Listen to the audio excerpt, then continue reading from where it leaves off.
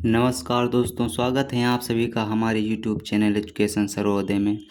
दोस्तों, आज हम फिजिक्स के एक महत्वपूर्ण डेरिवेशन करेंगे जो फिजिक्स का है। और दोस्तों, ये इसमें क्या है, न्यूटन का थर्ड लॉ, इसका हम डेरिवेशन करना सीखेंगे कि कैसे हम न्यूटन के थर्ड लॉ का डेरिवेशन कहते हैं। और न्यूटन का जो थर्ड लॉ दोस्तों क्या है, एक्शन रिएक्शन वाला है, जो क्रिया प्रतिक्रिया का नियम है, यानी एक्शन रिएक्शन वाला है, जो एक्शन रिएक्शन वाला नियम है क्रिया प्रतिक्रिया का। ठीक है दोस्तों,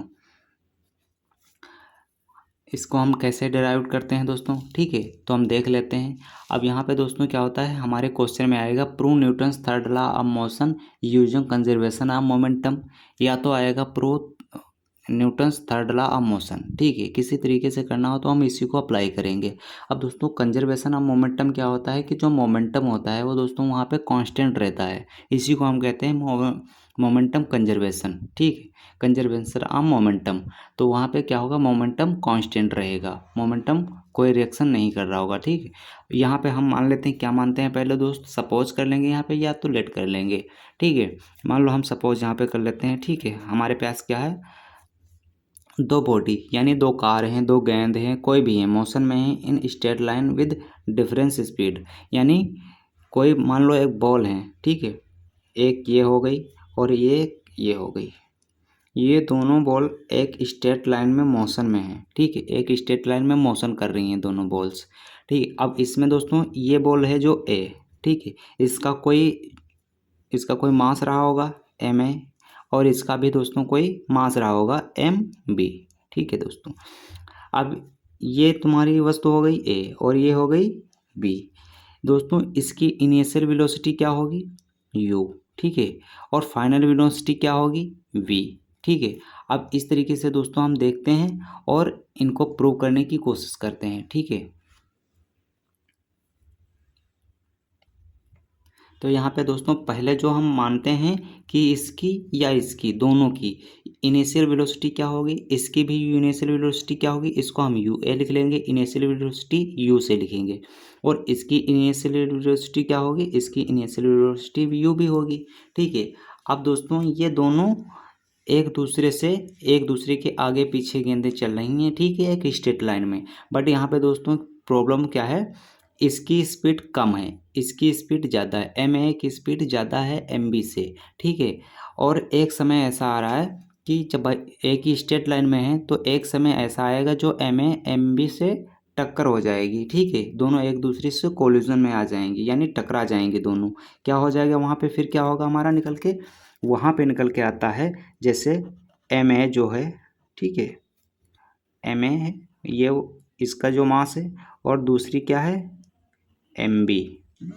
ठीक है, ये दोनों आपस में कोलिजन में आ जाएंगी। अब यहाँ पे क्या होगा, थर्ड लॉ, न्यूटन का थर्ड लॉ यह कहता है कि यह वस्तु इस पे जितना फोर्स अप्लाई कर रही होगी, ठीक है, ये एम बी वस्तु भी, बी वस्तु जो है, ये वस्तु ए हो गई, ये वस्तु बी हो गई, ये बी वस्तु भी ए पर उतना ही फोर्स अप्लाई कर रही होगी। ठीक है, तो इस हिसाब से दोनों का जो है जीरो हो जाना चाहिए, दोनों का वेग जो है जीरो हो जाना चाहिए। और यहाँ पे दोस्तों u as if initial velocity थी, यहाँ पे कोलिजन के बाद इसकी कोई वेलोसिटी होगी जिसको हम v से मानेंगे, तो इसकी वेलोसिटी अगर हो जाएगी तो इसकी वेलोसिटी क्या हो जाएगी, a है, तो इसकी वेलोसिटी क्या आ जाएगी, v a, और इसकी वेलोसिटी क्या हो जाएगी, v b। ठीक है दोस्तों, ये सारे हम टर्म लिख लेते हैं। ठीक है, उसके बाद में हम प्रूव करना स्टार्ट करते हैं। ठीक है, अब यहाँ पे जो आया, जैसे कि मैंने बताया कि ये जो बी वस्तु है ए पर उतना फोर्स लगा रही होगी, तो एम ए वस्तु भी उतने फोर्स लगा रही होगी, बी पर भी उतना फोर्स लगा रही होगी। तो दोस्तों अब हम न्यूटन के सेकंड लॉ के अकॉर्डिंग बात करते हैं। न्यूटन का सेकंड लॉ क्या है, हम लिख लेते हैं, according to Newton's second law. अब दोस्तों न्यूटन का सेकंड लॉ क्या कहता है, न्यूटन का सेकंड लॉ क्या कहता है, ये जो एक्सेलरेशन F बराबर m इंटू ए, क्या होता है, F बराबर m इंटू ए, यानी मास इंटू एक्सेलरेशन की बात करता है न्यूटन का सेकंड लॉ दोस्तों। ठीक है, तो यहाँ पे F इंटू ए हो जाएगी। अब यहाँ पे क्या होता है, हम देखते हैं कि ए वस्तु है बी पे कितना फोर्स अप्लाई कर रही है कोलिजन के बाद में, ठीक है, कितना फोर्स अप्लाई कर रही है इस पे, तो उसको हम इस टर्म में लिखेंगे। किस टर्म में? ये न्यूटन के सेकंड लॉ के टर्म में इसको अगर लिखेंगे तो क्या लिखेंगे? ए वस्तु, यानी हम अगर लिखना चाहें तो क्या लिखेंगे? लिखेंगे जो ए वस्तु है, ठीक है, फोर्स अप्लाई कर रही है, फोर्स अप्लाइड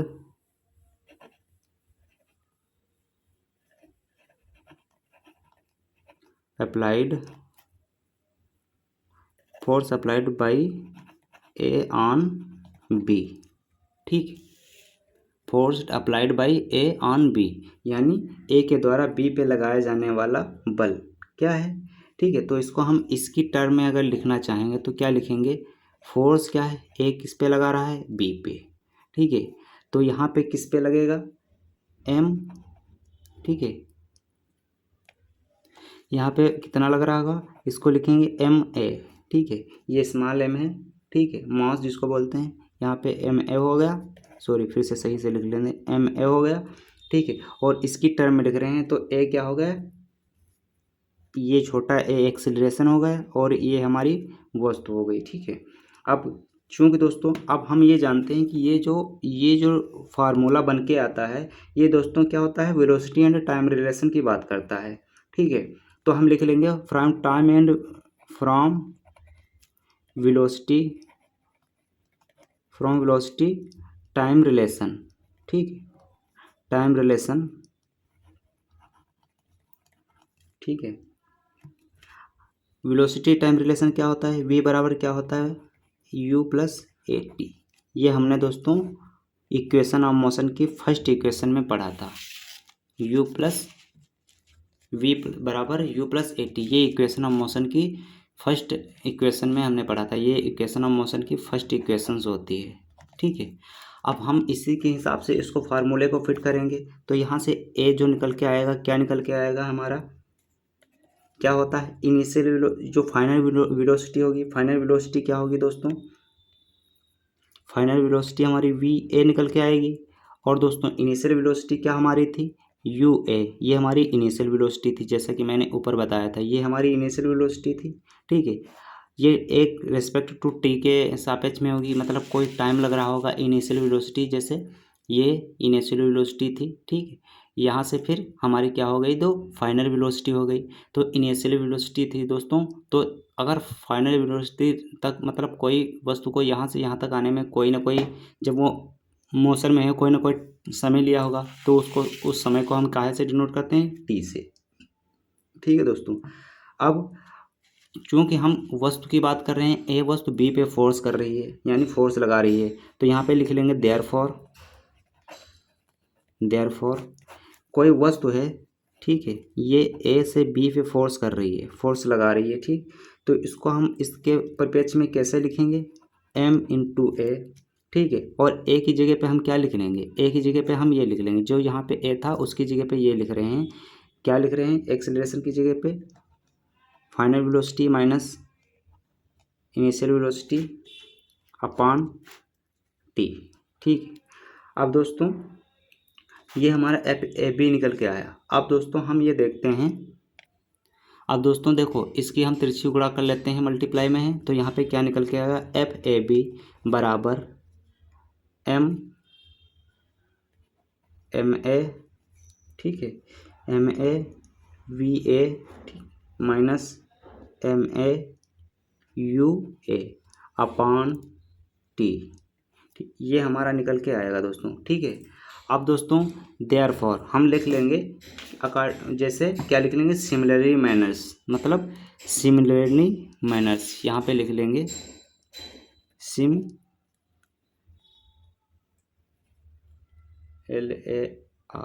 सिमिलर, ठीक, या सिमिलरली, ठीक। सिमिलरली हम कैसे करेंगे?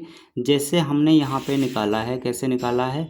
कोई वस्तु ए बी पे फोर्स कर रही है, सिमिलरली हम ऐसे ही निकालेंगे, तो फार्मूला हमारा यही निकल के आएगा, फार्मूला हमारा यही निकल के आएगा। बट टर्म कंडीशन क्या होगी? टर्म कंडीशन ये होगी कि ये ए बी पे जो लग रहा है यहाँ पे बी ए के परिवेश में लग रहा होगा। सेम प्रोसेस हमारी वहीं रहेगी। हम जहाँ पे ए लिख रहे हैं ए बी पे फोर्स कर रहा है, वहाँ पे बी ए पर फोर्स कर रहा होगा। तो इसमें हमारा दोस्तों फार्मूला जैसे ये बन निकल के आया हमारा, ठीक है। इसी तरीके से हमारा दूसरा क्या निकल के आएगा, सिमिलरली निकल के आएगा एफ, ठीक है। एफ निकल के आएगा, क्या फोर्स निकल के आएगा, बी वस्तु भी ए पर भी उतना ही फोर्स लगा रही होगी, ठीक। तो कैसे निकल के आएगा, सेम वहीं लिखेंगे दोस्तों, बी यू, यहाँ पे बी है, B minus M B U B upon T. अब दोस्तों ये दोस्तों समान निकल के दोनों आ रहे हैं, ठीक है। अब हमें पता है दोस्तों न्यूटन का थर्ड क्या लॉ क्या है, न्यूटन्स थर्ड लॉ, ठीक है। यहाँ पे लिख लेंगे अकॉर्डिंग,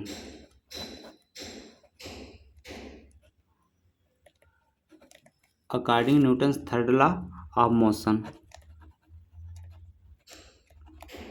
न्यूटन के थर्ड लॉ के अनुसार क्या है दोस्तों, ए बी पर जितना फोर्स कर रही होगी, लगा रही होगी, बी वस्तु ए पर भी उतना ही फोर्स लगा रही होगी।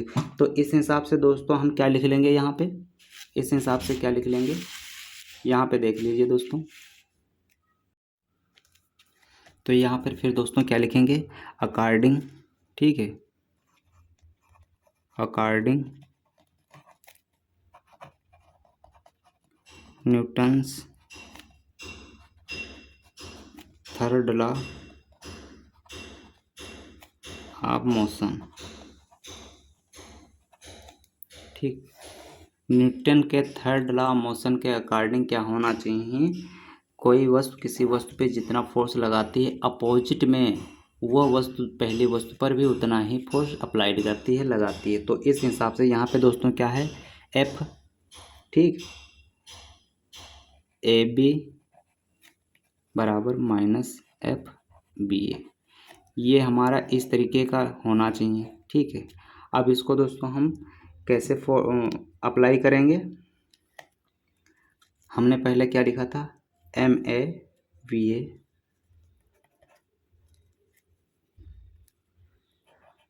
M A minus M A V A minus M A U A, ठीक है, अपॉन में क्या था, टी। सेम उतना ही दोस्तों नेगेटिवली होगा, बट कैसे होगा, एम बी क्या था हमारा, M B V B minus M B U B upon T. यहाँ से हम दोस्तों देखेंगे तो टी और टी से हमारा कैंसिल हो जाएगा, ठीक। तो हमारा निकल के क्या आएगा, M A V A minus M A U A, ठीक, बराबर minus M B V B minus M B U B, ठीक, ठीक, ये M B V B minus M B U B निकल के आएगा, ठीक है। अब जैसे हम यहाँ पे दोस्तों क्या हो जाएगा, नेगेटिव है, जैसे ही यहाँ से ब्रैकेट हटाएंगे ये पॉजिटिव साइन हो जाएगा, ठीक है। अब दोस्तों क्या करेंगे हम, अब दोस्तों इसको एक तरफ कर लेते हैं, किनको एक तरफ कर लेते हैं, ये जो v वाले पक्ष हैं और u वाले पक्ष हैं, दोनों को एक तरफ कर लेते हैं। तो एक तरफ करने पे हमारा क्या आएगा, हम करेंगे जब, तो आएगा एम ए यू ए, ठीक है, plus M B U B, ठीक। अब यहाँ फिर दोस्तों आगे निकल के क्या आएगा, M A V A plus M B V B, ये दोस्तों निकल के आता है, ठीक है। ये हमारा फार्मूला न्यूटन का थर्ड लॉ का फार्मूला निकल के आता है। अब दोस्तों हम यहाँ पे क्या लिखेंगे, ठीक, यहाँ पे लिखेंगे ये जो निकल के आया है M A U A plus M B U B, ठीक है, ये निकल के आता है दोस्त टोटल मोमेंटम क्या है, ये टोटल मोमेंटम है। टोटल मोमेंटम कब का है, ये टोटल मोमेंटम क्या है, आफ्टर कोलिजन, ठीक है, वो सॉरी दोस्तों बिफोर कोलिजन है। ये क्या लिखेंगे, ए बी का जो है, A and B, A and B का क्या है, before collision, total momentum before collision, A and B का total momentum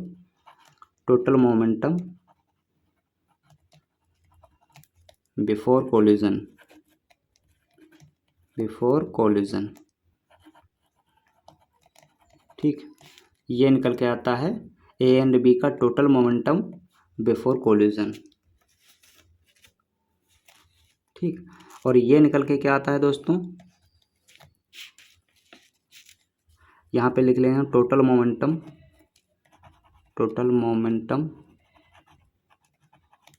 of A B का जो है, ए बी का जो भी है before collision, after collision, momentum of A B after collision,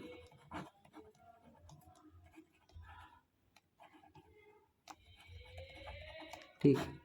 तो ये दोस्तों दोनों का टोटल मोमेंटम है। इसका टोटल मोमेंटम दोस्तों ए और बी का टोटल मोमेंटम बिफोर कोलिजन ये निकल के आता है, और total momentum of A B after collision का निकल के क्या आता है, ये बाद का मोमेंटम ये निकल के आता है, और पहले का मोमेंटम कोलिजन से पहले का मोमेंटम निकल कर ये आता है दोस्तों, ठीक है। इस तरीके से दोस्तों न्यूटन का थर्ड लॉ दोस्तों एक्शन रिएक्शन वाला हमारा प्रूफ हो जाता है, ठीक है। अब यहाँ से क्लियर हो रहा है कि दोनों इक्वेशन एक दूसरे को कंप्लीटली प्रूव कर रही हैं, ठीक है। तो यहाँ से हमारा ये दोस्तों न्यूटन का थर्ड लॉ है प्रूफ हो जाता है। दोस्तों वीडियो कैसी लगी कमेंट में ज़रूर बताएं, और वीडियो को दोस्तों के साथ शेयर कीजिए, ठीक है। और हमारे यूट्यूब चैनल पर नए हैं तो चैनल को सब्सक्राइब कीजिए। मिलते हैं नेक्स्ट वीडियो में दोस्तों, ऐसे ही फिजिक्स के किसी बेहतर से बेहतर डेरिवेशन को लेकर, और उसको प्रूव करेंगे।